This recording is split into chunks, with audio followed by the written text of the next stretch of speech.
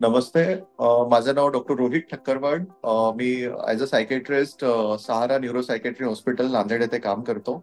As a psychiatrist आम्ही पाहतोय आणि आम्हाला डिमेन्शिया आणि अल्झायमर्स हे आजकाल वयोवृद्ध लोकांमध्ये भरपूर प्रमाण वाढलेलं आहे आणि त्याचं एकतर अवेअरनेस करावं आणि त्याबद्दल केअरटेकर्स आणि स्वतः पेशंट या दोघांना माहिती असावं म्हणून एक छोटासा एक व्हिडिओ बनवलाय. त्यामध्ये अल्केम ग्रुपने हेल्प केलंय. थँक्यू. डिमेन्शिया म्हणजे आपल्या मराठीमध्ये स्मृतिभ्रंशता हा एक मराठीमध्ये म्हणतो त्याला. त्यामध्ये असं होतं की आपण छोट्या छोट्या गोष्टी विसरायला लागतो किंवा डेलीच्या गोष्टीमध्ये काही गोष्टी आठवतात, कुठे ठेवलंय काय नाही, किंवा कधी कधी फार सिरियस ह्याच्यामध्ये आपल्याला जर आपण काळजी नाही केली तर रस्ता विसरणे किंवा मोबाईल नंबर लक्षात न येणं, नावं न आठवणं किंवा आपल्या डेलीच्या दिनचर्येमध्ये आपल्याला अडचणी जाणवायला लागतात.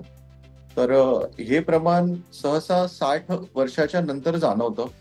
कधी कधी अर्ली ऑनसेट सुद्धा असतो, जर ज्यांना हायपरटेन्शन, डायबिटीज अशा आजारांमध्ये. याचं होतं असं की याच्याबद्दल जर जाणीव असेल तर आपण या आजारामध्ये खूप चांगल्या पद्धतीनं डील करून आपलं लाईफस्टाईल चांगलं ठेवू शकतो. तर बेसिकली होतं काय की ओल्ड एज मध्ये मल्टिपल आजार सोबत असतात. त्यामध्ये ह्या आजाराला जास्ती लक्ष न दिल्यामुळे हा आजार जास्ती बळावतो आणि याचे त्रास सुद्धा जास्ती होतात.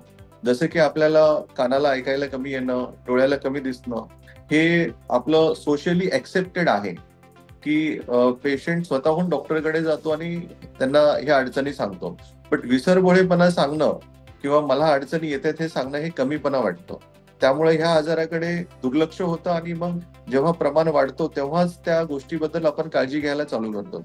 तर आपला हेतू असा आहे की ह्या आजारामध्ये ऍज अ केअरटेकरनी या गोष्टीमध्ये लक्ष द्यावं की आपल्या वडीलधाऱ्या लोकांना काही गोष्टी जाणवत आहेत का, विसरभोळेपणा होत आहे का, रोजच्या दिनचर्येत त्यांना काही अडचणी होत आहेत का, आणि जर ते सापडलं तर आपण जवळच्या मानसोपचार तज्ञाकडे किंवा न्यूरोफिजिशियन या फिजिशियनकडे जरी जाऊन आपण कन्सल्ट केलं तरी सुद्धा तुम्हाला योग्य त्याच्याबद्दल सल्ला आणि उपचार भेटू शकतो.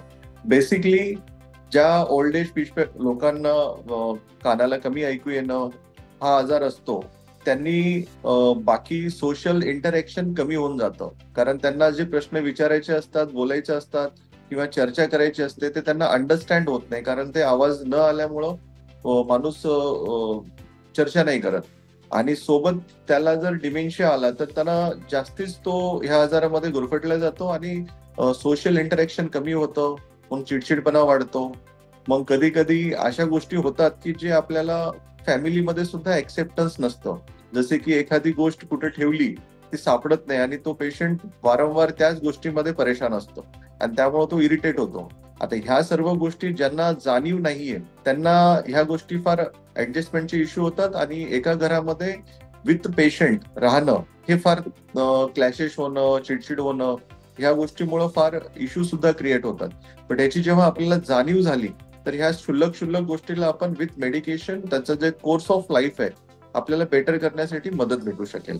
आणि ह्या आजारावर सगळ्यात जास्ती जर काही महत्वाचं तर ट्रीटमेंटपेक्षा family interaction and social interaction हे फार महत्वाचं आहे. कारण आपण त्यांचं डिमेन्शिया ट्रीट नाही करू शकत, पण त्यामध्ये आपल्याला त्यांचं जे कोर्स आहे त्याला आपण वेल कंट्रोल करू शकतो. कारण डिमेन्शिया सोबत बाकी सर्व गोष्टी येतात, जसं की बिहेव्हिअरल प्रॉब्लेम्स येऊ शकतात, डिप्रेशन येऊ शकतं, अँझायटी वाढू शकते. तर ह्या सर्व गोष्टीमध्ये जर आपण वेल ट्रीट केलं तर त्यांना त्यांचं जे काही आयुष्य समोरचं आहे ते चांगल्या पद्धतीनं जगता येईल असं मला वाटतं. धन्यवाद.